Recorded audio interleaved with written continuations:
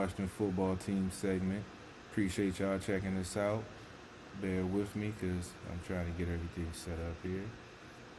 And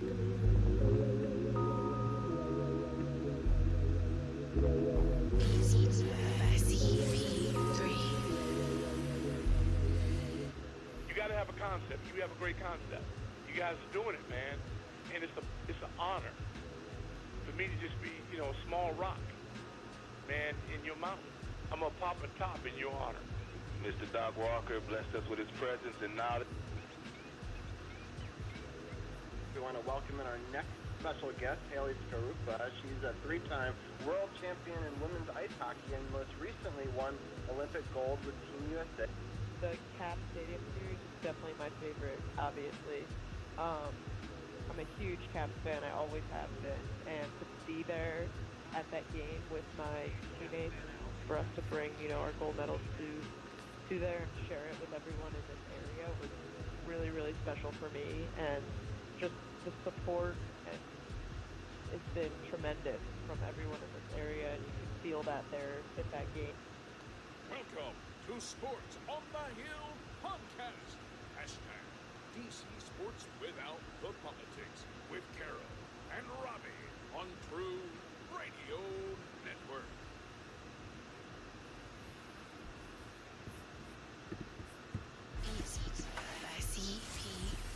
what's going on, Robbie? Like I said, bear with me.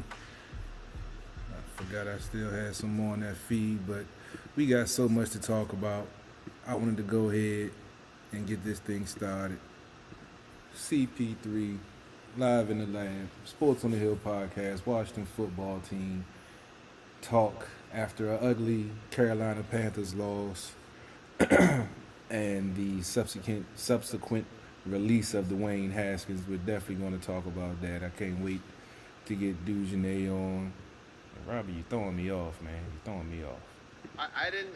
DujunneaB brought himself on. DujunneaB, you just jumped. You just ready. I know you chopping at the bit because we've been texting back and forth. So I understand you ready to get some stuff off of your chest too. So I didn't get a chance to check out the whole game. So I'm gonna let you go ahead and break down what you saw. Cause I know you watched the whole thing. I'm gonna break down what I saw from the parts of the game that I saw, and then we're definitely gonna delve into this Dwayne Haskins situation. The defense was sloppy, and they were inconsistent. Offensively, same thing, slow starts over the last, how many times have we been talking about the slow starts? Dwayne didn't look very well, didn't look comfortable. Again, is it all on him? Not necessarily. I didn't think they did some things to get him comfortable early, like they did in a couple, in a couple previous games where they had some tempo things that they did to get him comfortable early. The turnovers are a big deal. They had 4. You can't have those. It just didn't capitalize. Didn't really do a lot. You could say the fact that the team didn't really do a whole lot offensively in the first 3 quarters and moving the football was a reason why the defense at times had lapses. I didn't think Carolina did anything special. They weren't that great either. But again, it comes down to making mistakes, and Washington made too many mistakes offensively and at times defensively that cost them points. Easy points for Carolina, and didn't give them any ability to put points on the board. To even try to have an opportunity to win the game. It's unfortunate, man. I really think it's more to this than just guys not playing well. I really think there's more to it than just the on-field stuff. Well, from the parts of the game that I saw, like you said, the defense it's like, I don't want to say the pressure of clinching the division got to them, but it was like they were walking around like they were sleepwalking through the game. It's like we didn't see that same intensity, the same running downhill to get to the tackler. Get to the player to tackle him. And offensively with Haskins, it was hard to watch what I saw. So it was I don't even know what to attribute it to for them coming out that flat and that ineffective. I don't want to say it's a reflection of the quarterback and maybe the way that he practiced this week, because from what we've seen the last 2 weeks of him, something just isn't clicking. And I'm not going to put it all on him for the loss, but I'm going to put a majority of it on him for the way that he played. But we're going to talk about him more. Like I said, it's a lot. I talked about it a little bit on At the Bar Radio last night. But we definitely going to dig into it more. But even with the special teams play with Sims, I don't know what he was, because the time before when he punted, he was in a similar position. He let the ball bounce. So why would you try to do it? And you can obviously tell he was trying to make a move before he caught the ball when he seen the defender right there. So automatically when you have that thought, you already know you made the wrong decision. Absolutely. And for him to do that, that was just the momentum killer right there, because it was just both of them going back and forth trying to fill each other out. And then once they got that spark, and Carolina playing the way they've been playing under their coach, even though they are 5-10, folks don't realize that they've been playing. They've been in almost every game. They've been playing tough all season. They just haven't got the breaks. And Christian McCaffrey, who killed me in fantasy, can't stay healthy. So Right. it was a frustrating game. I didn't want to say I had a feeling that it could happen once I saw the Giants lost, and they would have seen that also. I would have rather they kept the game at 1:00. Therefore, wasn't no scoreboard watching where I don't know if they had a sigh of relief, like, okay, all we got to do is go out here and win against this 4-10 team, and we got the division. And I don't know if they took them too lightly, took them as a joke, but at some points in that game, Carolina was manhandling the Washington football team, even that defensive front, which I wasn't expecting to see. So it was weird to watch that after what we've seen over the last few weeks from this team play. It was weird to see him have a game like that of this magnitude, being able to clinch the division and not have to go to the last week of the season going against the Eagles with their new quarterback, which we all know Washington football teams have issues with rookie quarterbacks, especially mobile rookie quarterbacks. So Right. what do you attribute the defense lackadaisical performance yesterday? I'm going to attribute all the performance of the whole entire team to one man who could not do the right thing, and created a distraction in the middle of a playoff run. And I think that's underestimated. When you have the things that have gone on with this football team, we all know about it. The different things throughout the years that have gone on with this football team, what they've had to come out of, what Ron Rivera's had to clean up here. And then you have this type of distraction that makes it look like it gives national media pundits here we go, same old Washington with all these distractions, these types of things going on, players out here doing this type of stuff.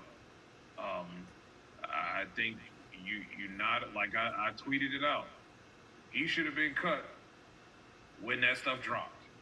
And you strip a man of his captaincy, you still going to allow him to start, and I'll explain that when we get an opportunity of why I think they allowed him to start. But guys like Chase Young and McLaurin, these guys want to win, man. Okay, I mean they are all locked in on winning. And when you have something like this going on, and this is supposed to be your leader, this is supposed to be your quarterback, guys don't really believe in you, especially after the performance you laid out, against Seattle. And then you come out here in the first couple of drives, you looking worse than you were against Seattle. Man, that's a problem. And I think guys are like, oh, man, here we go again. And he's not up to par. And they know what the deal is. They see him. They see him just as much as he sees them.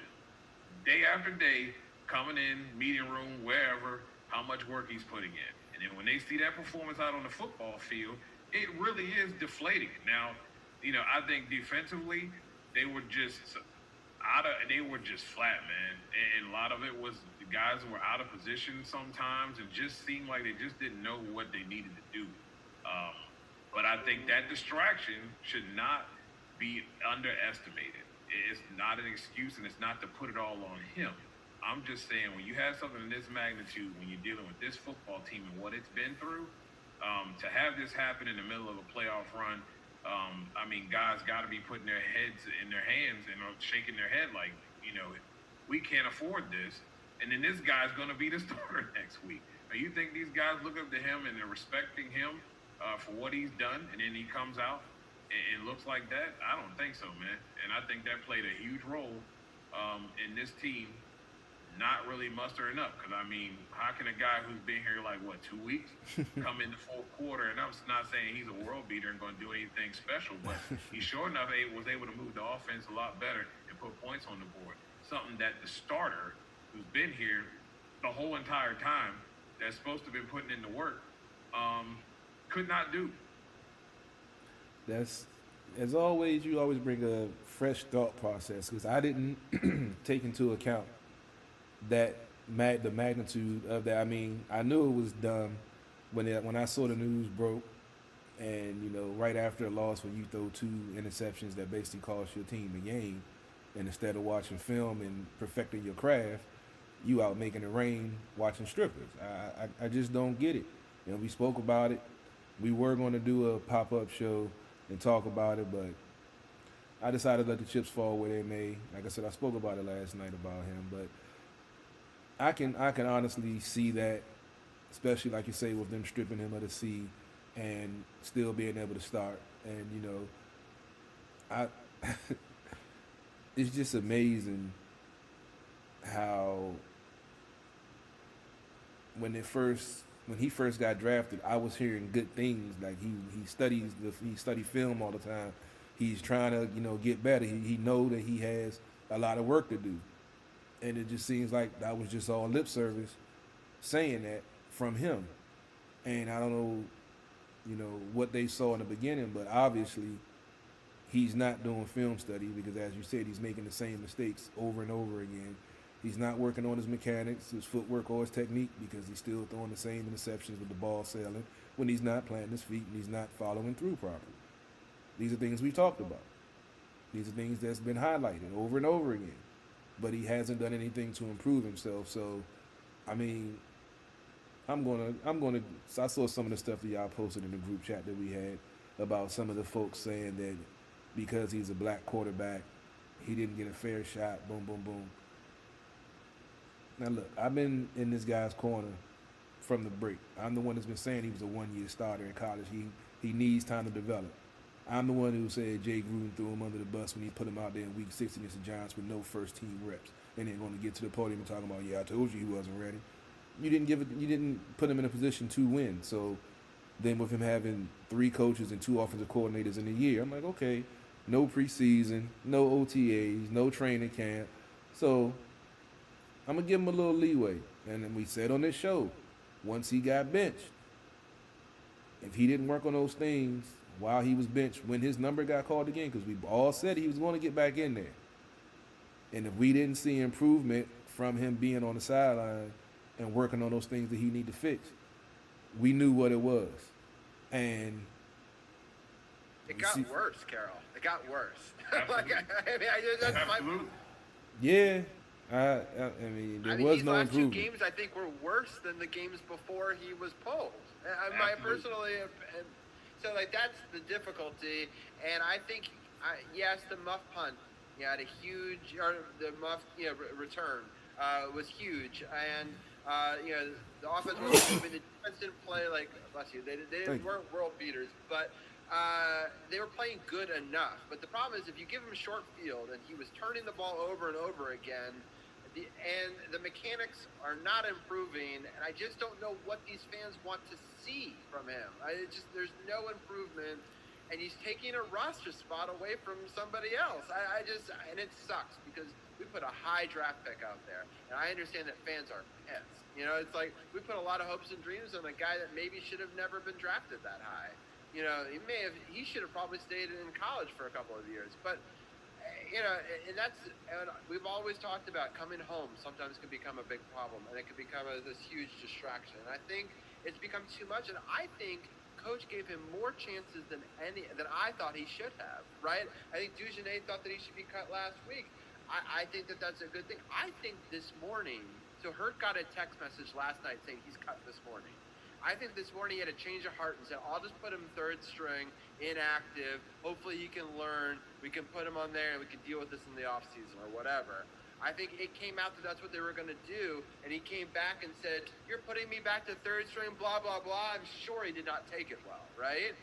And then they were like, actually, you're cut, right? Because the timeline doesn't match up. I don't think, Well, I'm going to drop this on you. Yeah. Go for it. Okay, so first of all, to get to this whole, this whole race stuff, y'all need to go somewhere with that. You know what I mean? The bottom line is the man been given enough chances. And look, it ain't all on him. He wasn't done right when he first got here. But the bottom line is that he's had plenty of opportunities this year to showcase what he can do. Now, when he got benched after having a really good game in that fourth game and got benched, it was time for him to go back in the film room and look at those things. The guy ain't coming in. We all know there ain't no days off for quarterbacks, okay? Day off is Tuesday. But there's no days off for quarterbacks. You got Alex Smith in front of you, and you got Kyle Allen coming in and doing film work. This guy comes in whenever he wants, half day on Tuesday, and bounces out.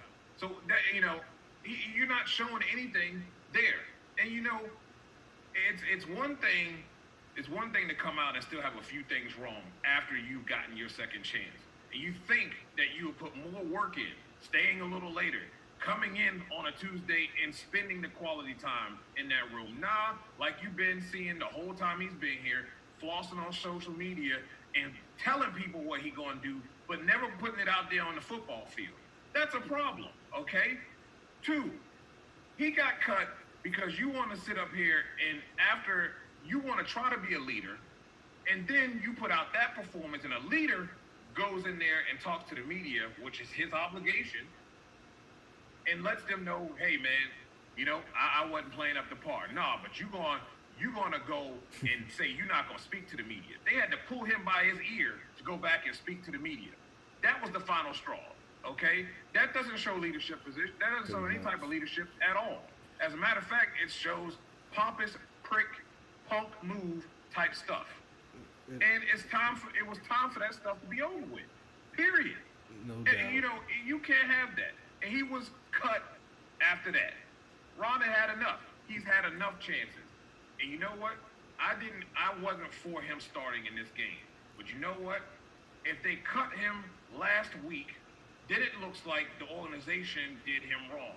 Now they did him a solid and gave him another chance to go out here. If he balls out and he wins that game, there ain't nothing gonna be said about them strippers in that hotel room and his mishap. I mean, let's not forget this dude had 2 COVID violations for dumb stuff, bringing people to the hotel room, okay? So I don't want to hear about the chances. He's had plenty of chances, and this ain't Ron's guy. So he comes out here, and the biggest game that is necessary, they witness, it's over. There ain't no talking, no Dallas or no Giants. But no, what does he come out and do? He looks worse than he did the week before. And y'all want to sit here and make excuses. All right. That's okay, because see, it seems like fans enjoy the mediocrity. They right there with these Kevin Sheehan's, these other they call themselves media guys. I don't want to hear this crap anymore. Y'all got to get off of it. This team is a lot closer than people want to give credit to. This defense is nasty. And at a competent quarterback, you might be looking at a 9-7, a 10-6 football team. Go look at the scores and look at the wins and losses and look at how there are a lot of 3 or less lost games on that schedule. Y'all can miss me with that race stuff. He had enough chances. They don't have nothing else. His pump behind would have been out of here last week. Yeah. I said it before, I'll say it again. He's out. He should have been out. He had too many chances to begin with. Bye. Well, you're going to have those folks that's always going to have that conspiracy theory, but like you said, if they'd have cut him last week, it'd have looked like, they did him dirty. And you had a quarterback you wasn't sure if he was going to be able to go. So we talked about it. We said that's pretty much the only reason why he was still on the roster, because Alex wasn't 100%. But like you said, Ron gave him a chance to see if he could rise to the occasion and be a true leader and earn that C that he had on his chest. and we saw the results of it. And the fact that, like you said, he's going to the going to see strippers instead of working on his craft when you have someone like Alex Smith in front of you, who's mentored numerous quarterbacks that's been successful in this league. Why wouldn't you? Yeah, why wouldn't you embrace that, knowing that you need to improve or your career is in jeopardy? And the fact that he didn't, I don't know if he didn't take it serious or he just figured, oh, I'm a first round pick, they're not going to cut me. But like Robbie, like you spoke about, him being home, I think that played a major part in it, because we spoke about it when we drafted him. We said that's either going to be a curse that's going to ruin his career, or he's going to use it as fuel to be better. And obviously, we see the results, because when you get in this position as a millionaire and a quarterback in the NFL, you have to change the circle of people you hang around with. You love your folks you grew up with, but you have to keep distance from them in your professional life. And obviously, he wasn't able to do that, but I have to remember he's only, 24 years old. So he's still young and dumb, and he doesn't know any better. And the fact that he's home playing for his hometown team that he rooted for, and he's still probably associating with most of the folks he came up with, we already know some of the folks in PG County, how they think. I'm not stereotyping anybody. I'm not trying to talk down on anybody. But if you're from this area, you know generally some of the negative and mediocrity and some of the stupidity that goes on in these streets. Carol? Where is he from? I guess he's Mitchellville or Fort Worth. He's in one of the prevalent places in this. Potomac. Say that again? Potomac. Oh, he's from Potomac. Silver Spoon Land. That's even worse. I thought he was PG County. I didn't know he was Silver Spoon. Babies. You know, ain't ever had no hardships, no nothing.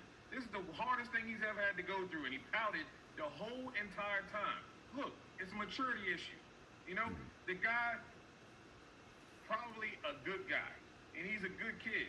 The guy, you know, you gotta do something to be, to be and do what he's done in college. But the bottom line is it requires more work in an NFL, and he was not putting in that work. And then everybody's trying to help you to do that. And I understand. Deion said, look good, feel good, play good. I don't care if you look good. That's fine. But he was too busy flossing. And his play good, he wasn't playing good. You got to go, man. The stats were great. Don't have time for that. The stats were great, but ultimately he wasn't bringing in the W's, which is what we need to do, and we just need to get one win. Real quickly, I know our time is short with you, DujunneaB. We made some picks before the season started, so going into the last week, I wanted to see where we kind of stood out there. If we win this game and we go 7-9, you were correct with 7-9 with your picks, and it was really impressive. Now, when you saw 7-9 and you put that down there, did you think that could win the division? No, because I thought the Cowboys would, I thought the Cowboys were the next team that was the better team in the division. I did not even consider the Giants in this division or the Eagles, to be honest with you. I really thought the Cowboys would probably at least have 9 wins, and they would squeak one if they stole a win somewhere and maybe have 10. But 7 wins to win the division, absolutely not. Yeah, it's interesting. I had 6, and I was like, 3 weeks ago, I was like, oh, good, I'll be wrong. I'll be so happy to be wrong. And now we're going into the 3rd week. I'm like, now I'm really hoping I'm wrong. And I'm like, it is what it is, man. I mean, it's been it's always a crazy season with the Washington football team. It's just, it's in a better way because we're getting rid of the craziness that we're seeing. And like you said, Ron ain't going for none of the stuff that's been going on here before. And I think this move with him cutting him is a statement, because like you said, DujunneaB, him still being the starter after the second COVID violation, that definitely probably had some of the players feeling a certain way. So by them dropping the hammer today, I guess that's players probably like, all right, bet now, you know, we know what's real. It ain't just, it ain't just lip service. We know that, Ron runs this, and they actually, I saw an article posted today about he's exerting his power by, saying that he's gonna, search for a GM and not promote from within. He felt like he wanted to bring in somebody of his own, and I know it's a lot of folks that are upset about that because it's a few folks that feel that certain folks deserve that position. How do you feel about that, Dujunne? Him deciding to go outside of the inner circles. I believe it's Smith is one of the highly touted folks in the front office that everyone thinks should be promoted to GM. How do you feel about this move? It's his prerogative. He can do whatever he chooses. Um, he's done. I think this team is well ahead, given the circumstances, well ahead of where they probably, and most of us thought they would be. Really, they're just a competent quarterback away from, you know, having nine wins at least at the minimum, 9 wins. So, this defense, I really think that, I think that the bringing in someone that he's comfortable with, that kind of thinks like him is important. I'm not saying that Kyle Smith can't get that job done. I'm just saying that, you know, it's all about comfortability when you have someone up there that's going to be making those types of helping you make those types of decisions or making those types of decisions for you and bringing in players. They really need to see eye to eye on that. I think Kyle's done, a fairly decent job, but I mean, when you look at his track record and being involved with the team prior, there are some things that necessarily he didn't do necessarily a good job in assisting with. So, again, I really think this team's a competent quarterback, maybe another wide receiver, a stud or so, or at least another guy to help out, and then you add another stud linebacker in this rotation. And I really think that this team really excels next season. But I really think all this crap with Haskins, fans should be thinking very positive. This team is, is on the verge of really making some true change. And I think people should just be happy with the fact that change is here. This is the type of stuff that you wanted to happen. And now you finally got somebody that has the cojones enough to say, hey man, we're not tolerating this crap. We're going to start. We give you chances, but we're not going to sit here and just allow you to, make havoc for everyone else who's trying to do a good job, who's trying to win and have winning football. I mean, to the Julie Donaldsons and Jason Wrights, these guys are trying to change the culture here, and you can't do that by continuing to allow certain individuals to have a certain way or do whatever they want to do. Because we all know how that works. One favoritism leads to everyone else thinking that they have a right. So I think Ron should be able to do whatever he wants. I think his track record has proven that he's very capable of making smart decisions, and I don't have a problem with it at all. Sure, I'd like to see Kyle get the opportunity, but it also, we talk about the comfortability level, and in that role, Ron has to be comfortable with that individual is going to be making those decisions and be comfortable with the fact that that individual knows what he's expecting as far as drafting or going out and seeking football players to complement the guys he already has on the roster. No doubt, no doubt. I mean, I feel like with his first year, he's done a pretty good job with scouting and the players that he, decided to draft. So I didn't have a problem with it, and like you said, it's about being comfortable, and that's what a good franchise does. We saw it with Bobby Beathard and Joe Gibbs. We saw it with Charlie Casserly and Joe Gibbs. They have a great relationship, understood each other, and knew what they needed to make the team win and make the team better. So when you have that type of relationship, it changes the whole dynamic of that franchise, and that's what he's trying to do here. And I keep on repeating, look at the growth we've seen from this team in one season, from when the season first started to last week of the season. Granted, they could have won the division last week, but we know, watching football team, always have to make it dramatic and always have to make it come down to the wire.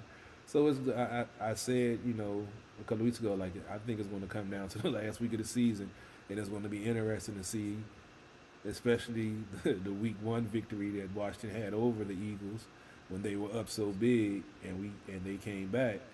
Now, with the shoe on the other foot, with Philly were able to chance to boot Washington out of the playoffs and win the division, that's a whole nother storyline, and that's a whole nother phase of this team. We're going to see how they react, especially after we saw how they reacted to having a chance to win a division on Sunday and didn't rise to the occasion. Now that Haskins is gone, some of them, like you say, definitely will probably play better because they definitely are going to see, a better practice and a better product on the field. We actually had a question on my feed asking about would Alex Smith be the starter.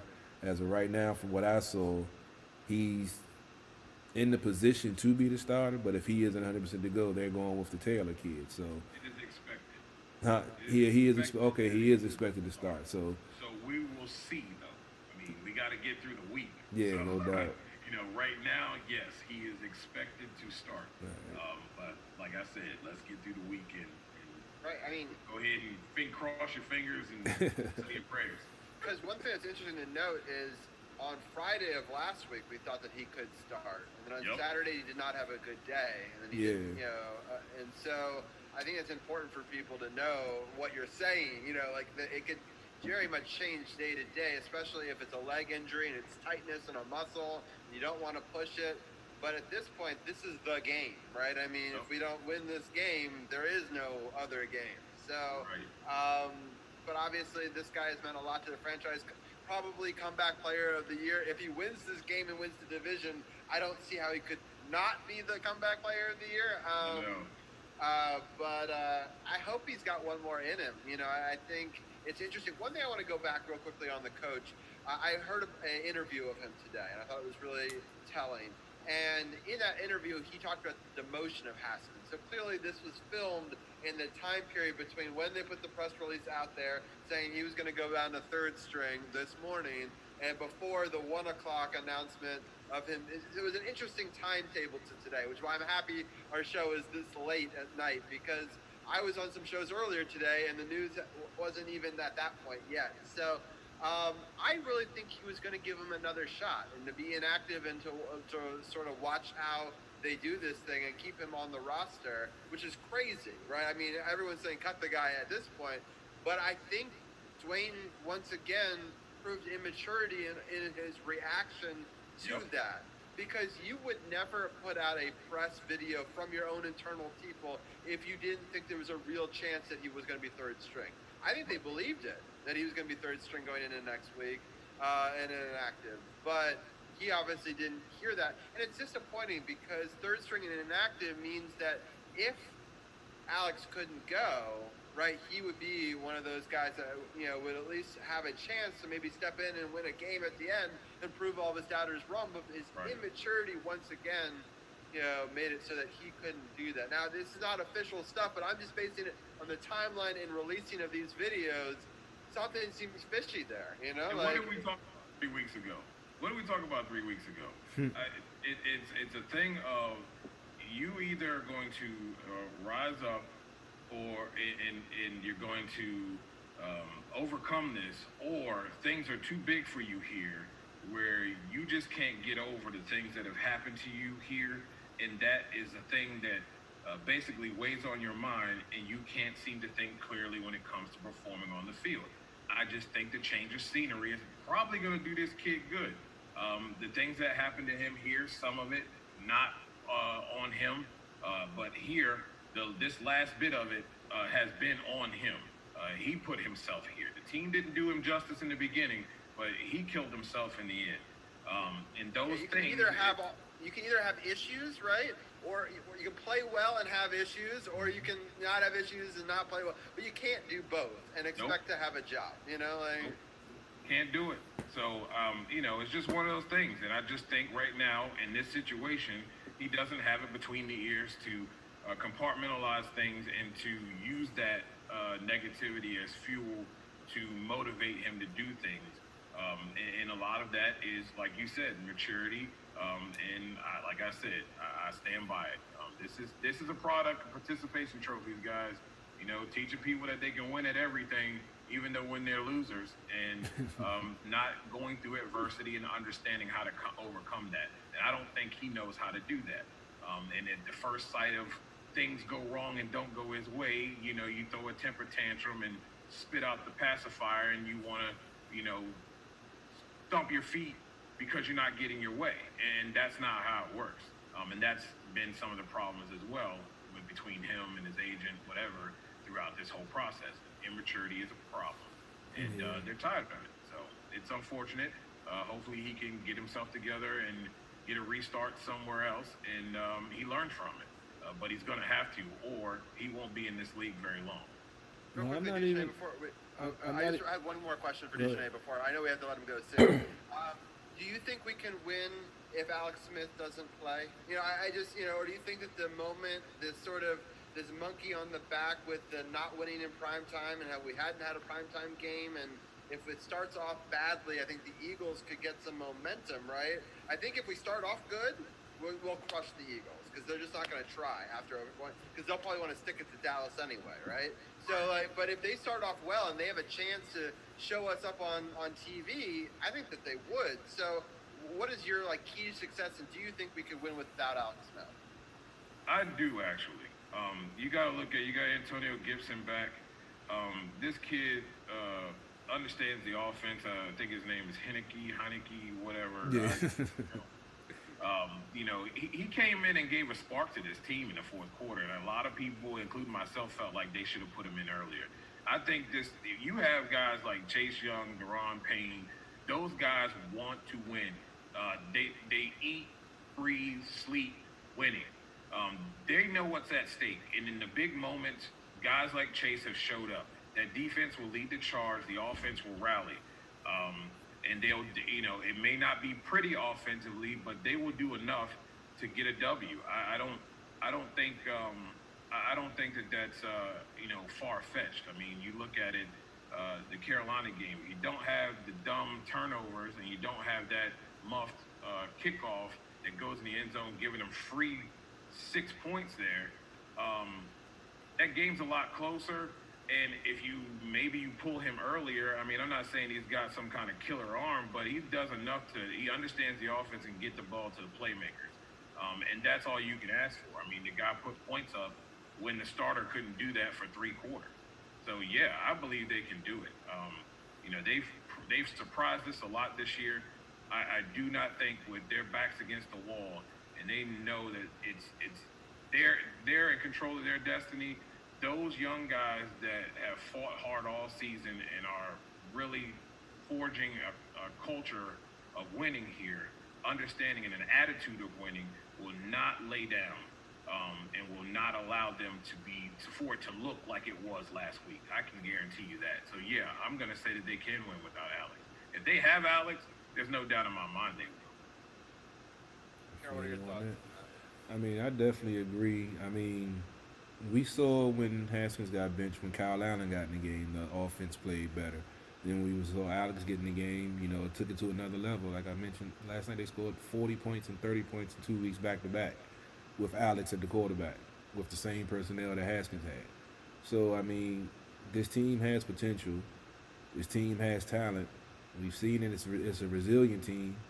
They just, for some reason, can't get off to a fast start no matter who's at quarterback. So once we can fix that issue, figure out the issue first, then fix it, this team is definitely going to be dominant and is on the right track to being a force in the NFC East again. That's not saying much with, you know, the way this division turned out this year, but we can definitely see, as I mentioned, progress in one season. So imagine if things go back to normal next year and they can actually have training camp and actually have preseason. Then that's more preparation. Because like we saw at the beginning of the season, it was like preseason. It was like training camp because they were still trying to get in the groove because they didn't have those warm-up games to get their stuff together. So once they, you know, got their legs under them, we saw a better product on the field. Unfortunately, it was after Haskins got benched, but it is what it is. You know, we knew something was up. We speculated. We hoped it wasn't, but hey, it is what it is. I defended him, and I came out yesterday and said I was wrong. Okay, all the folks that was hating on me for defending him and standing behind him. Hey, every now and again I'm wrong. It happens. Doesn't happen I often. think But I think you're good to stand behind him. I think a true fan of the team supports anybody that's wearing their colors, right? And that's what I hate about both. We talked about the Wizards fandom earlier in the earlier segment. We talked about the Washington football team here. There's too much infighting. We should all come together. And I saw her doing a post about we're all together now because he's gone. Hopefully that could be the push that this franchise needs. It sucks that we're going to unify behind this as our thing, but we need something to bring the team together. And for me, like, the one key to success is I don't think it matters who's quarterback, but Terry McLaurin is such a difference maker on this team, and him not playing this week, I thought really showed up on in a lot of facets because he draws double teams, the slants. Oh yeah. There's a lot of things that he does, and I think whether or not he plays this week could ultimately decide, the future of, whether we make the playoffs. Maybe even more so than who's playing at quarterback. I think he's definitely going to try to go. I don't think there's no way that he's going to miss 2 weeks in a row with what's on the line, and like you say, him being a winner and wanting to win. I think if he can find a way to get on the field, he's going to be on the field to even help as a this decoy, team. something, just like if you get us some plays. I think. I mean, it's good that. I'm not going to say it's good that he didn't play, but other players, especially knowing that he's not out there, know they needed to make plays.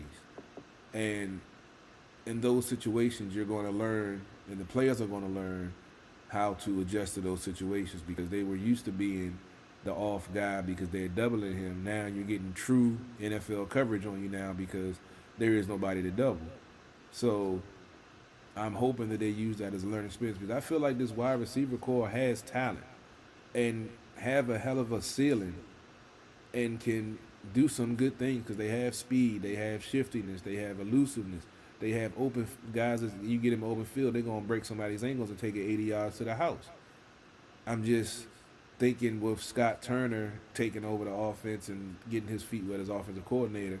I'm not saying it's hindering the offense, but I was hoping the learning curve of the new offense and him being a new offensive coordinator would merge together. But I feel like the offense has made progress, but in certain situations, his play calling hasn't.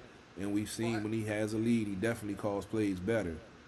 But real quickly though, I think the running game is so crucial. I think he went away from it again. Like that's his issue. He has Jay Gruden syndrome. If you get down 10 points, he decides, we got to start throwing the ball because we got to catch up. We can't get behind too much. No, 10 points is nothing in football, especially when it's the first half. They've came back from 24 down. I want a couple more gadget plays too. We've seen it work a couple times this season. Those are momentum I don't killers. want a lot of them, but I just something to mix it up. Also, more plays off of the same set. So we run option plays, different routes. Where I think I really like the tight end. He does so much. He has so much versatility. He can throw. He can run. He can pass. Logan Thomas is a beast. I think we could use him in more situations than we do, to be honest, to try to get things movement out of the pocket, some trickery, just so that they're not feeding in on us all the time. That's just me. Valid point, but like you said, they have to start doing different things out of similar formations, and that's what he had. Scott Turner hasn't learned that yet. His dad was a genius at that. He would set you up with the same play here, running. You do a running play. You keyed up for it. Next thing you boom, play action. Michael Irvin to the house, 80-yard touchdown. So he hasn't developed that, but for some reason he decides to go away from the run way early. And I don't like when they on third down and you in shotgun all the time. I'm like, can we line up in our formation just once, please?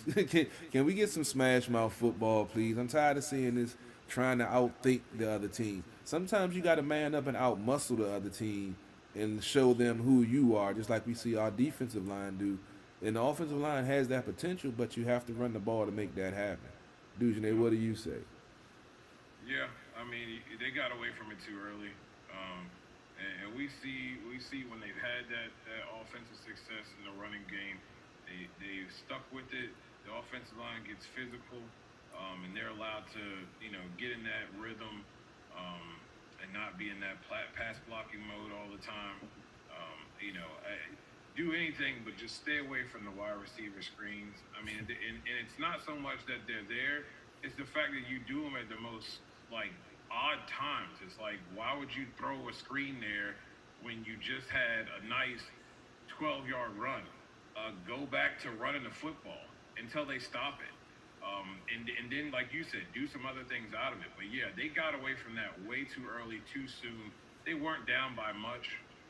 Even that 20 points was not much.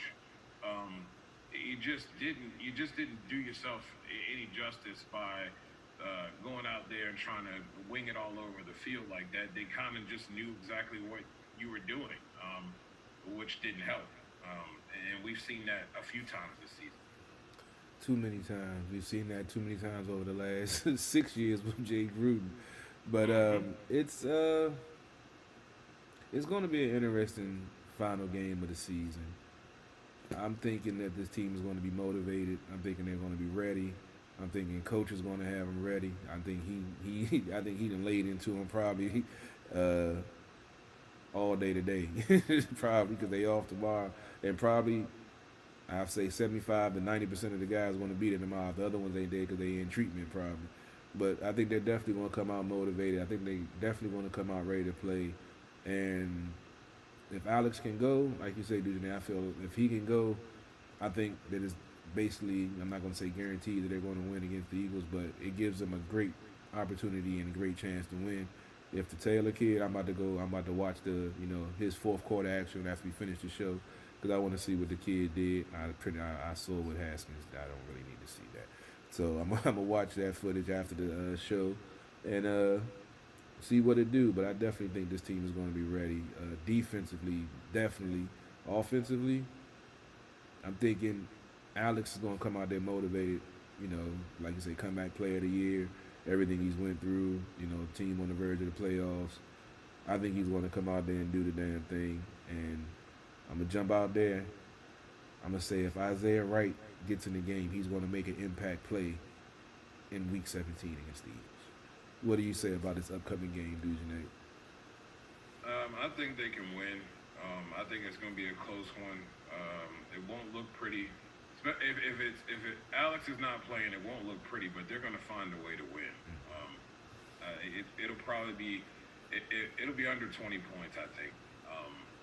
Maybe a 17-13, 17-14. Oh boy, old school NFC East football, huh?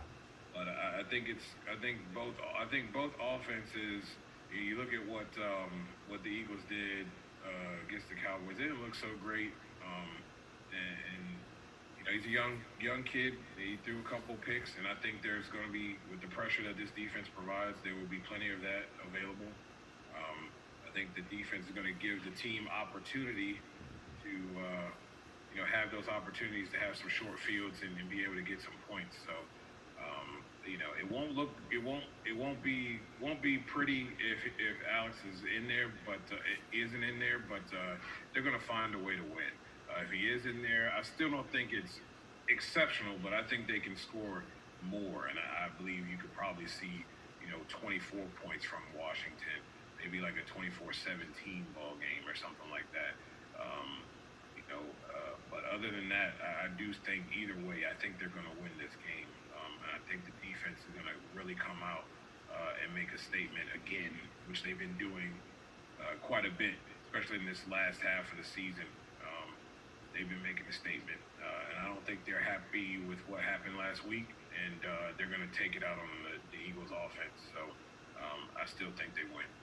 No doubt. Quick, my fault, Bobby, to cut you off. Just giving a quick scoring update. If you're now watching, the Buffalo Bills are beating the brakes off the Patriots 38-9, so bad that they took out Josh Allen and put in Matt Barkley at quarterback with 10 minutes left in the fourth quarter.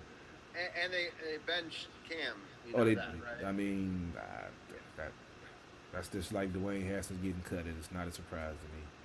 Right. Interesting. Yeah. It's Yeah, I think unfortunately I hope we win. I mean, I wore this shirt. I wore it yesterday, well, hopefully for good luck. And it's coming off. It was representative of the 2012 season where we went on a run. And we got in on the very last game. That game was also flexed. It was, that game was do or die into itself. Winner take all. Win over the Cowboys that I loved watching in the middle of an island on a satellite TV, which was really a crazy adventure. But I'm hoping that happens again. I was hoping it would happen this week so we could have a week where we could maybe rest some starters and try to figure some stuff out. But my heart wants us to win, but I don't know. 2020 is a weird year, man, and the Eagles can show up on random situations. And we looked terrible under the lights. I was so happy the first time in, 30, 40 years we didn't even have a night game, and we've got 3 games flexed this year. We got the game last week was flexed from 1 to 4, which I agree with Carol. I wish it wasn't. Yeah. And then we got the game, Pittsburgh game, which flexed to, it wasn't a primetime game, but it was flexed to a Monday afternoon game, which became kind of an evening game. This is the first one that's being flexed into a night game. We just don't necessarily do well when the entire country is looking at us. But I hope that we break that mold and we pull back just like we did in the Steelers game, where I feel like we had kind of a national TV audience, and we actually showed up in that game. And if you could beat Pittsburgh and make them spiral for a couple of weeks, you can surely beat the Eagles that you already beat. I think it'll be a close game. I think it'll be a little higher scoring. I think we'll lose 24-21, but I hope that I'm wrong. Hey, Robbie, we got some breaking news. Look like the Padres are trying to trade for Yu Darvish out of Chicago. Look like a couple of prospects are in the works. So for the baseball fans, there's a big deal in the works for that. Also, a couple of comments on the feed. Jerry Sutton said they got away from the running game way too soon. Once again, when we run the ball and get 100 yards, we win. If he's auditioning for a head coach job instead of calling plays, then that fits the team's strength, which is run, run, run. He also says that the Washington football team will win 20-17 on a field goal. I have a couple of statements also, but I'll read them after we let DujunneaB go, because I know that his time is short. So I'll let us know what's happening on the breakdown, which again on sports.thb.com, click the podcast partners button, click the breakdown button, and you'll be able to listen to it. But what's coming up on your show the upcoming week or two? We're going to talk a little Wizards. We'll talk some Saints as well. And, maybe we'll talk a little Washington football team and the playoff picture coming up for the NFL. It's going to be fun.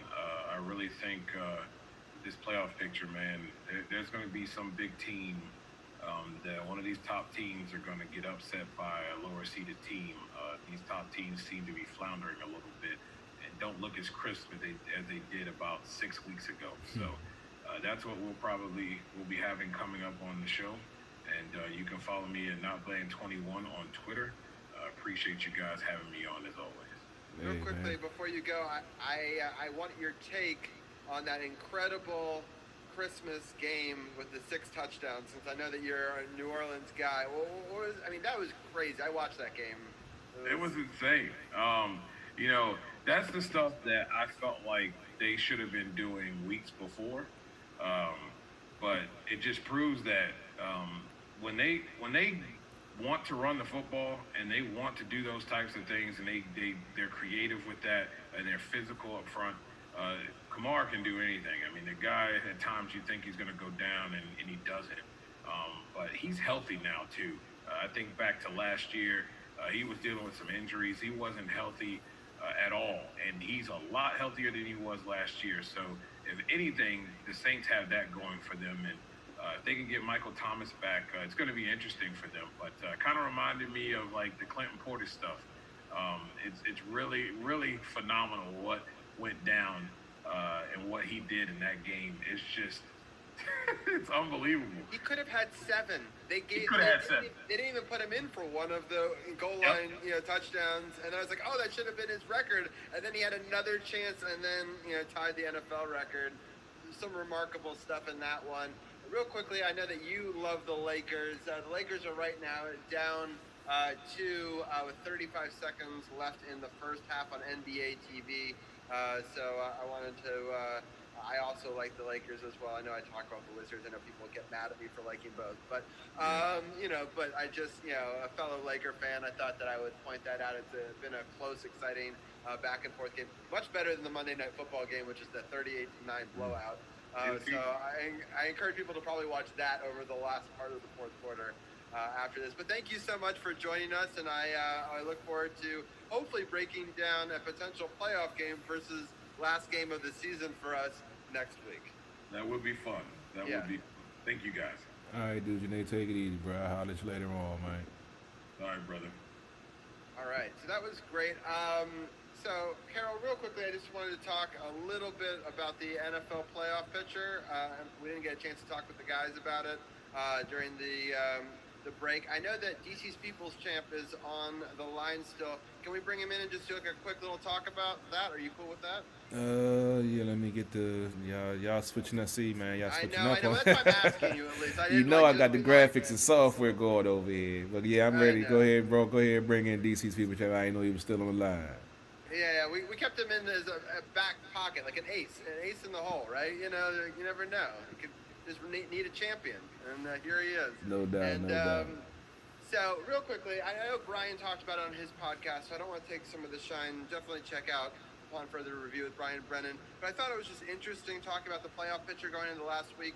I also talk about fantasy and give you a little love, Carol, for your domination so far. Right now, as it stands in the pick'em, you have your 99.9 percentile going into the last week.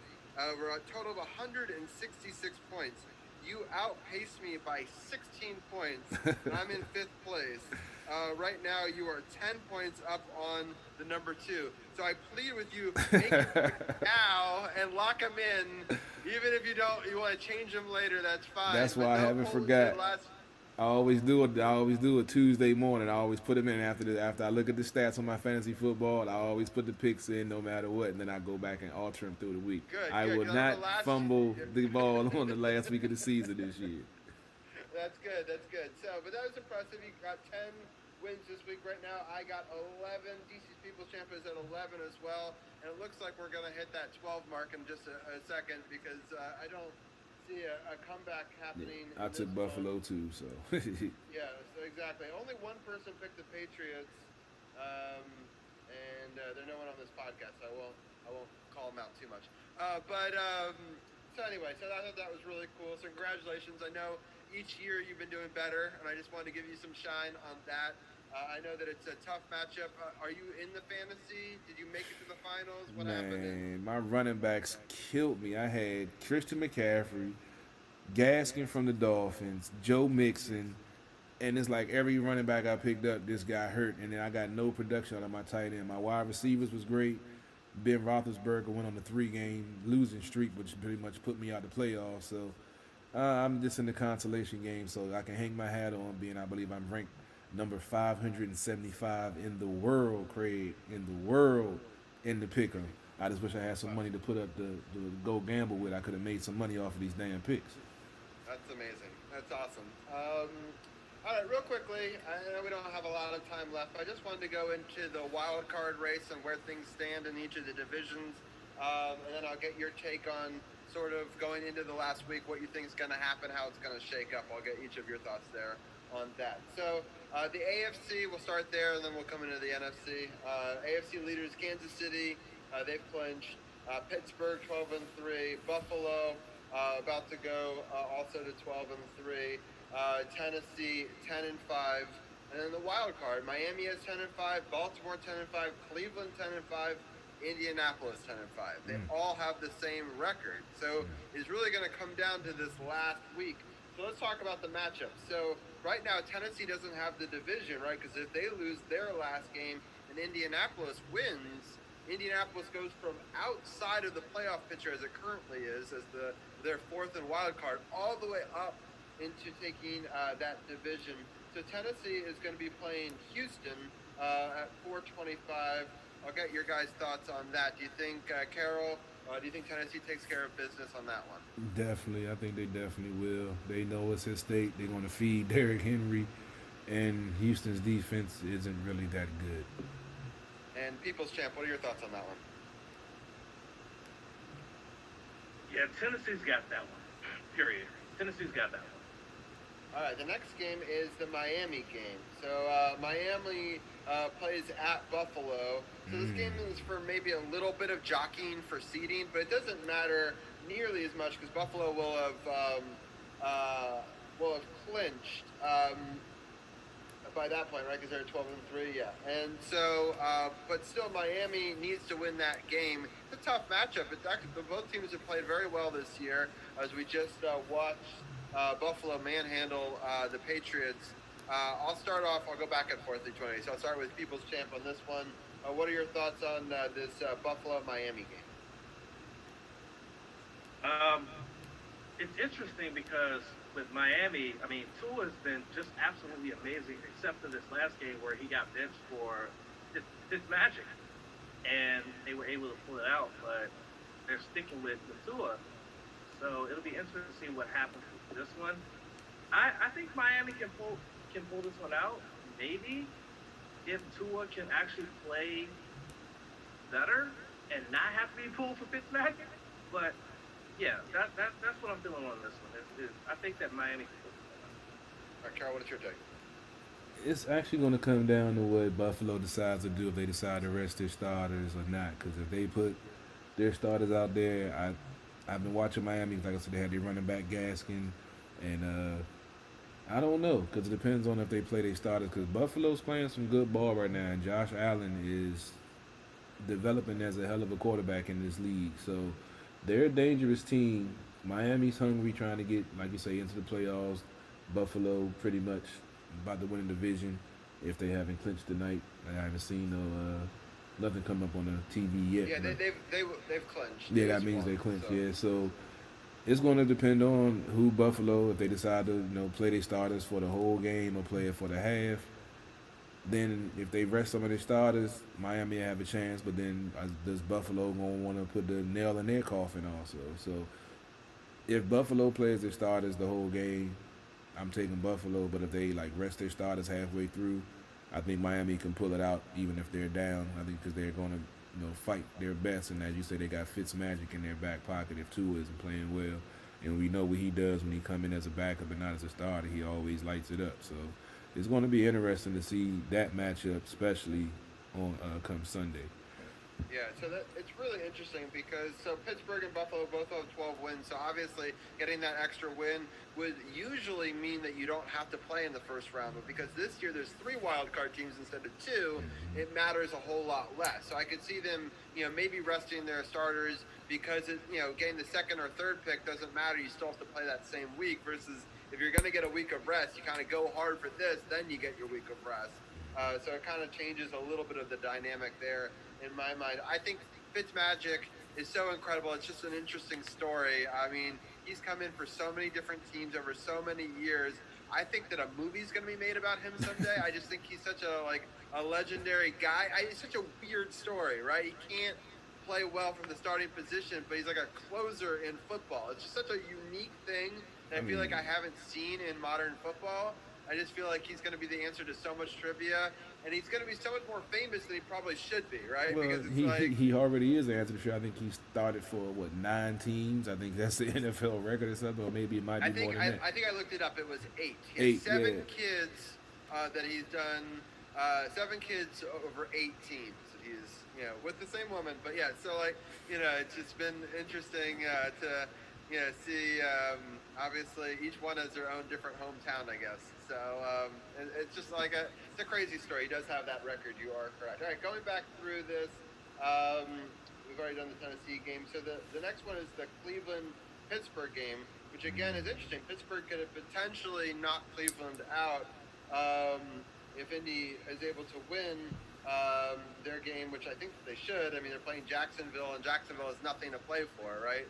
So that game I'm less excited about, but this Cleveland-Pittsburgh game, Pittsburgh can potentially knock a rival in Cleveland out. but I don't know if they're going to be starting their people. So I'll start off with Carol. What are your thoughts on this matchup?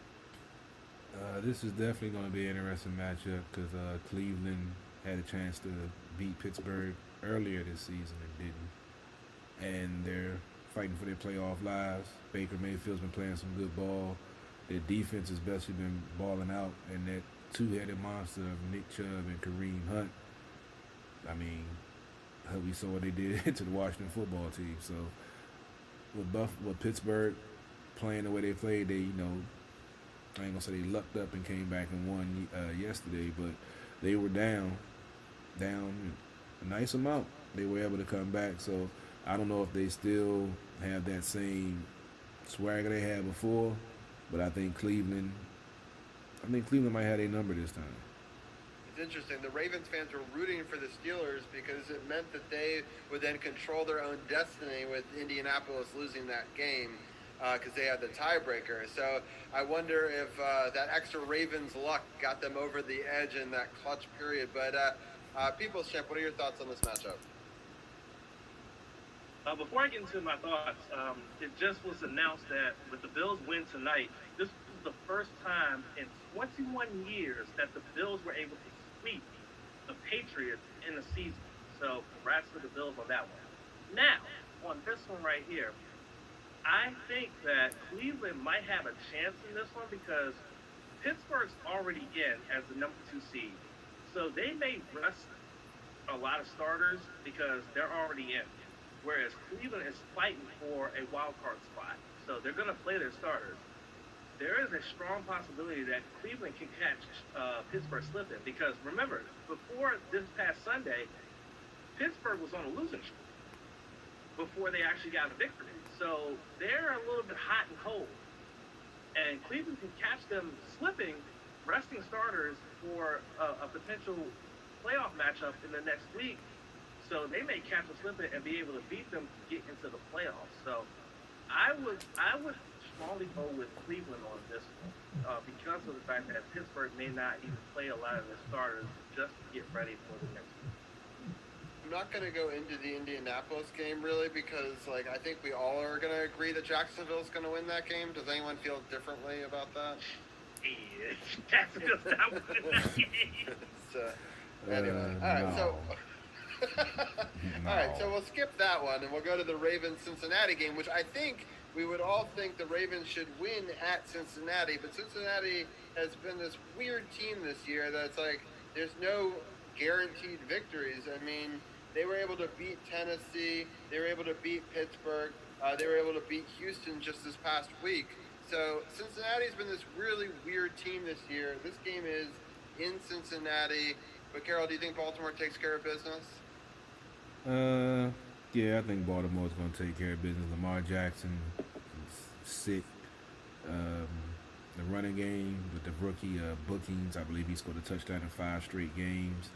Their defense, we already know that it's always one of the top defenses, at least top 15, top 10 in the league. So I think, they're going to definitely handle their business against the Bengals. All right, and People's Champ, what's your thoughts on that one? Rosa Parks said it best when she got on the front of the bus way back when. Nah, Cincinnati's not winning this game. It's not happening. No, Baltimore's on a different level than Cincinnati, and because of that, I think they take care of business to get into the playoffs, and Cincy's just out of here. Cincinnati might make it something of a game, maybe, but I think Baltimore in the end, they take care of business to get to the playoffs. All right, so we broke down all 5 of them: Tennessee, Miami, Baltimore, Cleveland, Indianapolis. So those are 5 teams for 4 spots.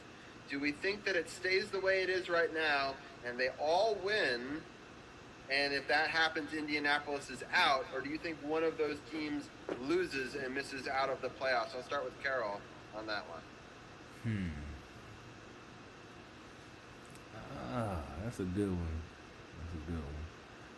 I'm thinking they're gonna play out the way.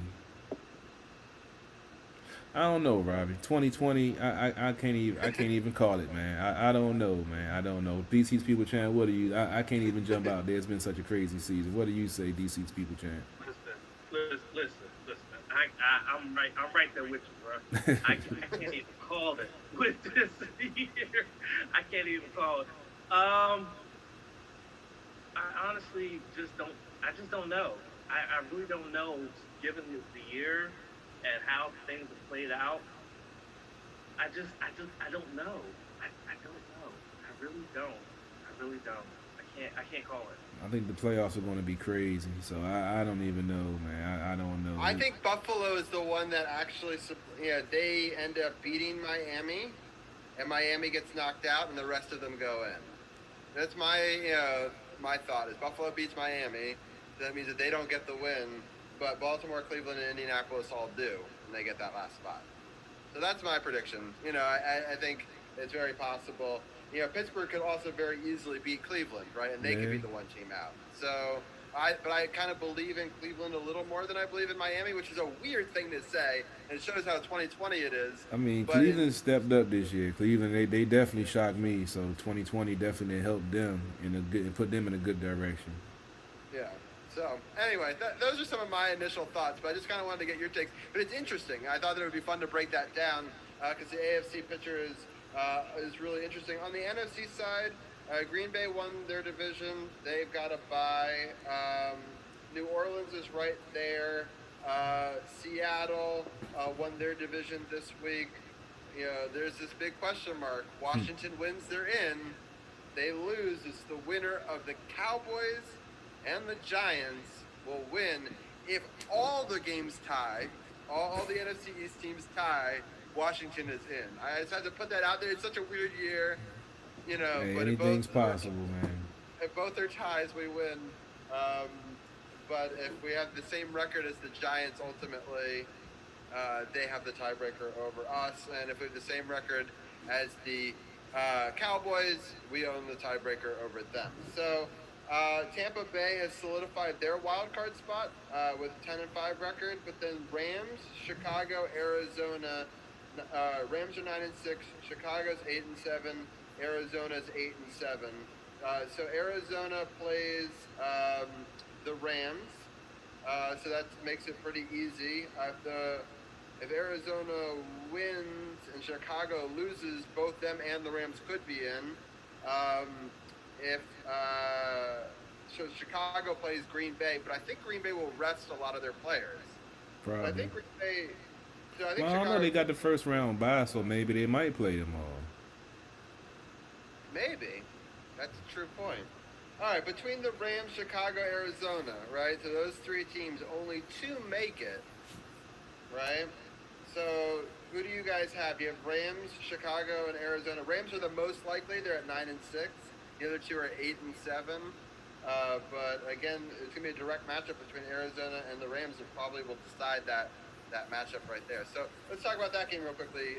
Carol, the game is at the Rams. The Rams had an opportunity to win the division this past week, and they squandered it. Carol, what are your thoughts on the Rams versus Arizona? I'm thinking the Rams are going to take it. I think they're going to be able to force Murray into a couple of turnovers with that defensive front that they have. The play calling has been better for the Rams lately. They've been more consistent, and I just think they're going to be able to cause enough havoc for Kyler that the Rams are going to take this game and keep the Cardinals from making the playoffs. All right, what are your thoughts, Champ? Well, the Rams are not going to have Goff. He's out. He had surgery on his broken thumb, on his throwing hand, so he's out.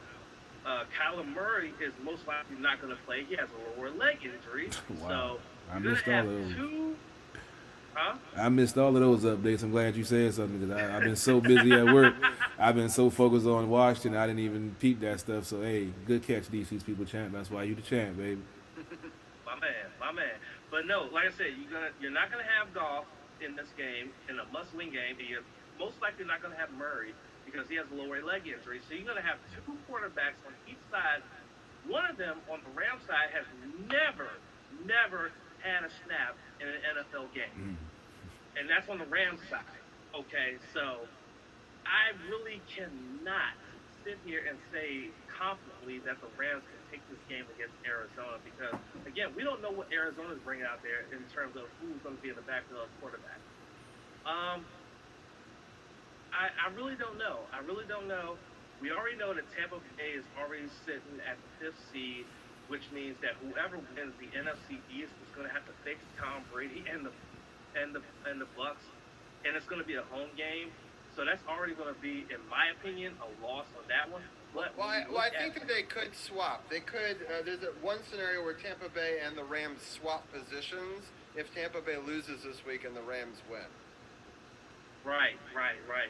That is true. That is true. But when we look at the grand scheme of things, with Arizona and Los Angeles, again, you're going to have two quarterbacks back there that are not really experienced in this type of environment. So it's kind of a pick'em of who's gonna win this game to get that playoff spot. I'm gonna say Arizona because of the fact that they have two very talented wide receivers in Larry Legend, Larry Fitzgerald, and of course Nook himself. And I think that they'll take the victory and it'll knock the Rams out. That's my thing. Yeah, I'm still trying to figure out this. There's so many tiebreakers in football, right? And I'm still trying to figure out, even if the Rams lose to Arizona, there might be a scenario where they still get in and Chicago gets out. Because I'm looking at the conference records, and the Rams have a better conference record, but I don't know if they played each other and if that matters. So that's the first. They did, and the Rams beat Chicago. So that's why I think. I don't know. I thought Chicago might be out either way, but I guess obviously no. I guess Chicago gets in the scenario that Arizona doesn't win. So if Arizona wins, I think that Chicago's out either way. So, but it's confusing. There's a lot of tiebreakers, so I'm not 100% sure on all of that. But I think you both agree. Earlier, Carroll said that he thinks Washington football team is going to win. I unfortunately did not think that. But I'm hopeful I'm wrong. People's Champ, what are your thoughts going into that game? I really feel that the Washington football team can beat the Eagles. Jalen Hurts, as good as he looked prior to this past Sunday really exposed him as a true rookie. And I think with this pass rush that this team possesses will really, really expose him. And whether you have Alex Smith at starting quarterback or Taylor at starting quarterback, I really think that this team can beat the Eagles on Sunday Night Football and clinch the NFC East. So I'm definitely going with Washington on this one because Jalen cannot handle this pass rush with Chase on the case and the rest of that front four, the rest of that front seven. Even if the secondary is not as strong as it needs to be, that front seven is going to cause a lot of havoc for this rookie, and it's going to create a lot of opportunities for the secondary to be able to go out and make plays. All right, I got one last question, and then we're done with this segment. But it's been great. I think we've been breaking down a lot of these really awesome potential matchups, and it'll be a very exciting Sunday. So if people don't know, there's no Thursday night football, there's no Monday night football. It's all at 1 or 4 except for one game, which is the Washington football team at night. The other game that's potential playoff implications, I hope it does not have playoff implications. That means that we've won our game. But I have to ask you guys, between Dallas and the Giants, who do you guys think is going to win their game that, again, if Washington loses, would become the unfortunate champion? Carol, I'll start with you. Who do you have between Dallas and the Giants? I don't like the Giants. I don't care about the Cowboys. If I got to flip a coin, seeing what I've seen from both of these teams, I think I got to go with the Giants. I think they'll beat the Cowboys. That's my bold prediction. The Giants will beat the Cowboys. All right, what do you think, People's Champ? Man, as much as I hate to say this, I gotta go with the Cowboys. They've been on a roll the last couple of weeks. Even with not having Dak Prescott out there, even with Ezekiel Elliott struggling at running back, they have found a way to win these last couple of games. And so, you got to go with the hot hand. As much as I hate to say it, you got to go with the hot hand, which is the Cowboys. The Giants are not playing the way they need to play, and Daniel Jones is not the answer at quarterback. I mean, they did win a game. They did play well with Colt McCoy at quarterback, but Daniel Jones is not it. And so I got to go with the Cowboys on this one. I do got to go with the Cowboys. But I'm very confident that the Washington football team will get the victory on Sunday night, and that game will be no one. Yeah, so real quickly, after that Seattle win, which sort of surprised the world that the Giants had, the Giants were on a run at that point. They won 4 weeks in a row. They were the top team in the NFC East at that point and had an opportunity to win the division if they won out. And they followed that up by losing to Arizona, Cleveland, and Baltimore. And to speak to your point, Dallas has won a bunch of weeks in a row, and they've lost a couple of weeks. So it could go either way. Teams, stem the tide, whatever. But the only time they played before, I will mention that the Giants did lose at Dallas 37-34. So I wouldn't be surprised if the Giants pay them back when it's at their home and win a similar type game. So anyway, some interesting matchups, at least something to look forward to on Sunday. For those listening, I'll definitely chop this segment up and post it, to a bunch of the groups leading into the Sunday matchups for sure. But thank you, People's Champ, for jumping back on once again. Everyone, check out the No Spots podcast. We gave a nice promo for it at the halfway mark of the show. But again, click the podcast partners at sports.thp.com, and they have all their shows over there. People's Champ, thank you as always, and we'll talk to you next week. Thank you very much. All right, bro. I'll let you later on, Mike. All right, that was great. All right, Carol. I'm happy that we got that segment in. It went a little longer than I had originally planned in my head, but I really thought there were some really great games and matchups this week, and I wanted to get that on tape for sure, especially with your history of picking this. We haven't done a pick'em segment this season, which is weird. We used to in overtime. Remember, for a whole season, we used to do it like every single show for an hour. It's been a crazy season, man. 2020, man. That's all you can say, man. And everybody gonna understand, man. It's 2020, man. You know what it was. So at the beginning of the show, I did mention Hank, getting open heart surgery, for the Capitals, and some, adjustments to the team, and they are giving some tryouts to some goalies. So I did mention all of that. So for those that are catching up later, go back and check out the beginning. We did some news and notes about the Capitals, and we will be doing a show in a couple of weeks. So next week, hopefully we'll preview the playoffs for the Washington football team. If not, we'll recap a very interesting up and down 2020 season. And then the week after that, on the 11th, we'll start our hockey coverage. I think we'll have the hockey roundtable back. I had a couple people actually wanted to come on. We'll bring on Anna and maybe a couple of guests as well. That week, hockey will be back. At the beginning of the show, I did mention, but I'll mention it here as well, on Carol's broadcast, that the East has been realigned, and 2 teams have left the East, and 2 teams have joined.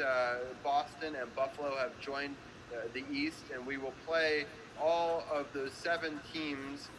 Carolina and Columbus have left the Metro, as what we used to call them, and it's going to be Pittsburgh, Philly.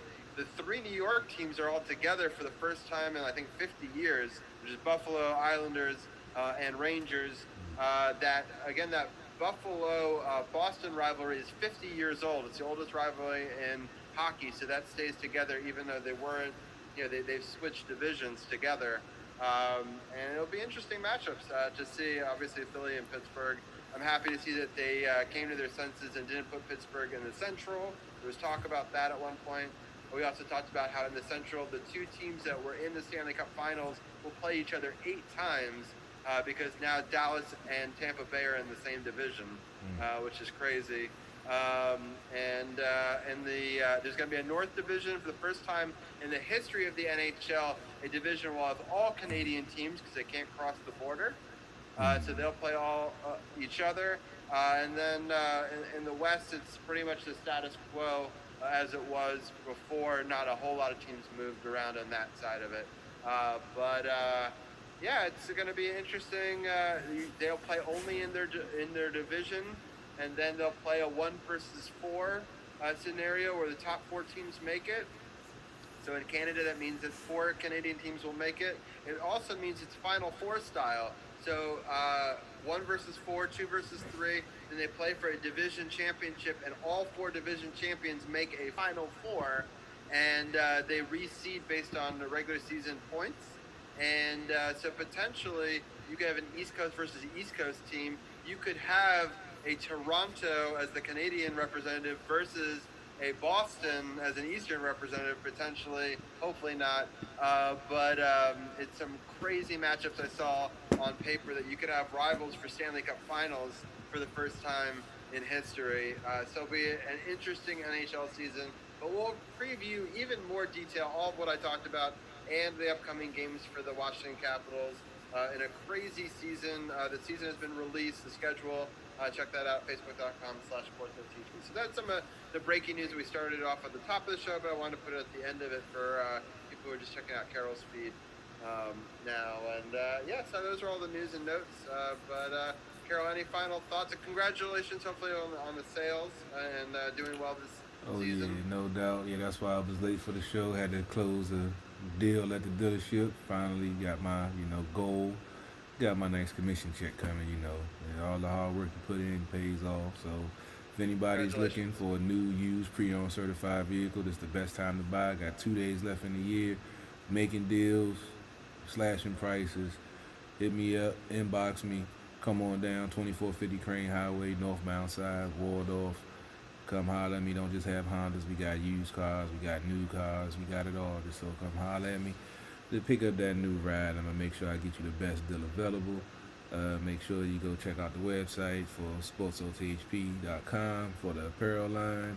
Make sure you check out, you can't really see in the back because got new software, haven't updated everything yet. So everything, my optics aren't perfect tonight. But, hit me up, inbox me about the Sports OTHP apparel t-shirts, partner with Eric Kusa. You see in the background. You see the District of Champions gear. Robbie got the pillow in the background. I got the hoodie. Backdrop, got the hoodie. So just help support the movement, man. We got real DC sports about the politics. Is what we do. We bring you the best coverage of all the teams. I done had a lot of folks on my Facebook feed. I done had some folks on the YouTube and the Periscope. So appreciate all the love and support. Oh, before we go, I did want to give a couple shout-outs. We never did that after the DujunneaB segment. Real quickly, I just wanted to thank Mark Moore for commenting. Also, Tavon Fennell, he jumped on for a little bit. He said, believe.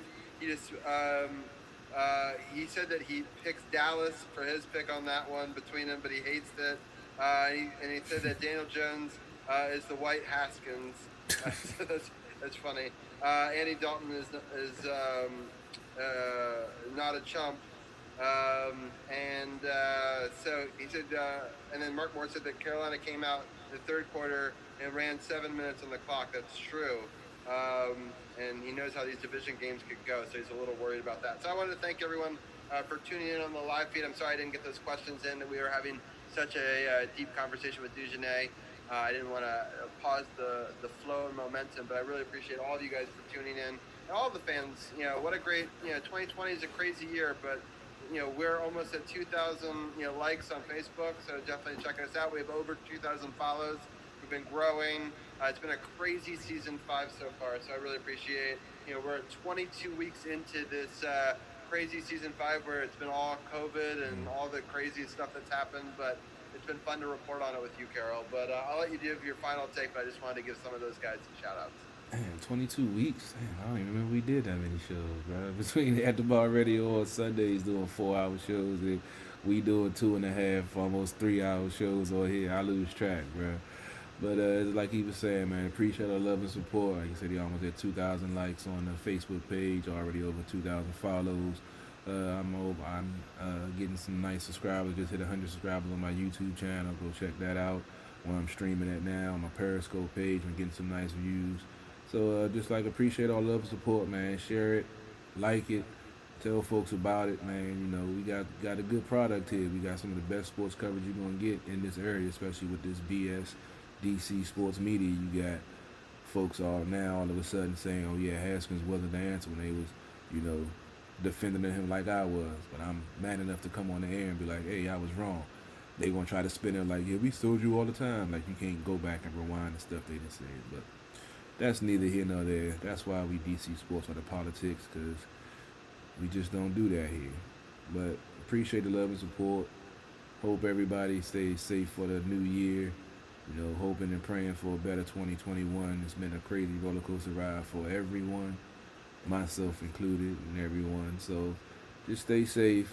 You know, love your family, love your folks, and just keep tuning in, man. We appreciate the love, appreciate the support, and we're gonna keep on doing it until we get picked up by that big network, or until I'm able to finance the whole operation, which is what I'm planning to do.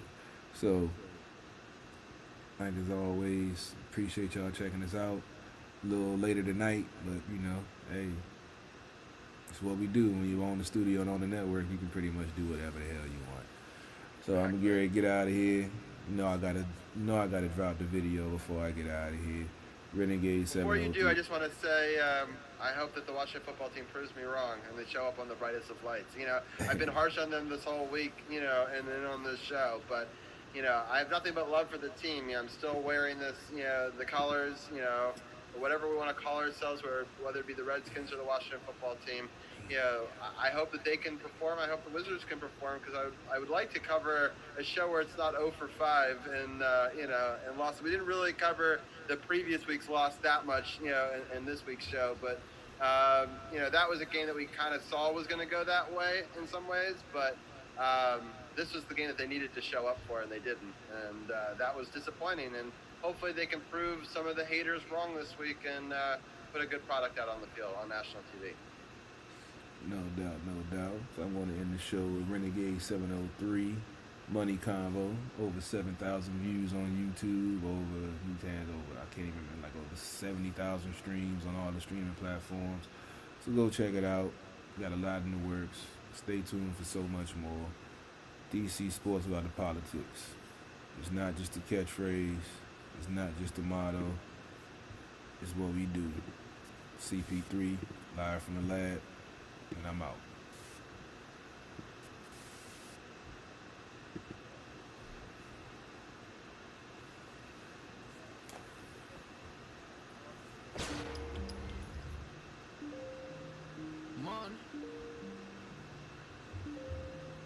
Money. I love that money. Lucas. Money.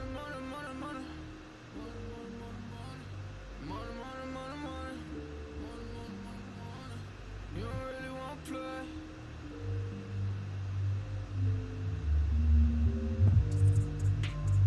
Money is what I'm talking about. We don't really know what you've been talking about. You don't really want to play. You don't know what to say. It's money is what I'm talking about. We don't really know what you've always been talking about. And I don't want to be the one who always really talk about. And you don't really want to play. You don't know what to say. Cause money is what I'm talking about. Money, make you shut them mouth. Don't never ever talk about it if you never had the clout. You don't know what to say. Stay up out of my way. Cause money, make you shut them mouth. Keep playing with your goonies, boy, I'm gonna have to make the call. Stay in bounds on your pivot, boy, if you gon' ball. It's a lot of niggas be fake, and you really can't play. Cause we done got it out the mud, nigga, what you talking about? Screaming, oh my God, money got me pride. They living a lie, look into my eyes, they might seem surprised. This is homicide. We just multiply, we been on the rise.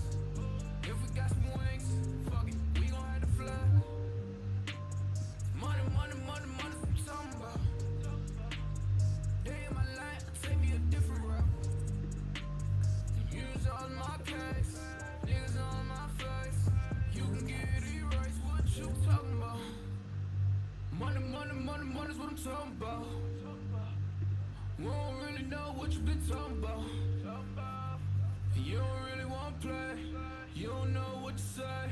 It's money, money, money, money, money's what I'm talking about. We don't really know what you've always been talking about. And I don't want to be the one who always really talk about. And you don't really want to play. You don't know what to say. It's money, money, money, money, money's what I'm talking about. You never crossing these borders. I'm whipping it up, Gordon Ramsay. I swear that I'm cooking these orders. You talk about me, you better just hope that you can just really afford it. I'm balling, I'm winning, I'm winning. I'm feeling like Robert's a horror. Nigga, I'm scoring. I count in the morning. They talk about me, then I gotta ignore it. My bitches be foreign. So independent, my money be corporate. These rappers is boring. You hate me and I'm always gonna adore it. I'm smoking that soaring. She always go ahead and let me explore it. I call her my Dora. You can go talk about me, I ain't flawless. I go put my all in. If a nigga talk about me, then I'm gone in. You know that I'm gone in. Jump in, take trips, Pompeii, all day, always keep 3 stacks like Andre. I get it, I get it, I get it, I get it, man. And you can never, ever, ever get rid of that. So watch what you say, and watch how you do. If you playing the game, then you play by the rules. Money, money, money, money's what I'm talking about. We don't really know what you've been talking about. You don't really want to play. You don't know what to say.